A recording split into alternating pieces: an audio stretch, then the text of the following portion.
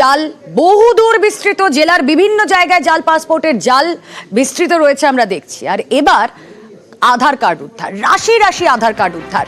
কোথায় উদ্ধার? মুর্শিদাবাদে ফরাক্কায়। কোথায় জানেন? গঙ্গার পারে রাশি রাশি আধার কার্ড উদ্ধার। ছবি দেখছেন আপনারা। উদ্ধার হওয়া আধার কার্ড অধিকাংশই সেখানে স্থানীয় বাসিন্দাদের নাম রয়েছে, কিন্তু প্রশ্ন হচ্ছে গঙ্গার পারেই আধার কার্ড এলো কোথা থেকে? ফরাক্কার জাফরগঞ্জের এই ছবি, রাশি রাশি আধার কার্ড উদ্ধার হয়েছে সেখানে।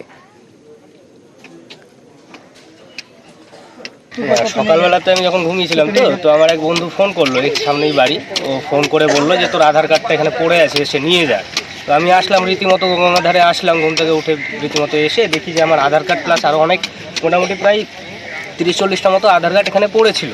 আমাদের জাফরগঞ্জ গঙ্গার ধার যে আছে, আশো প্রাথমিক বিদ্যালয় আছে, তার ঠিক নিকটেই গঙ্গার ধারে এসে এখানে পড়ে আছে। ডাক বিভাগ সমস্ত এদেরই একটা ভুল, যে দায়িত্বটা যেভাবে দেওয়া হয়েছে তারা ঠিকভাবে পালন করছে না। তাদের এগেনস্টে কোনো একটা কড়া পদক্ষেপ নেওয়া উচিত।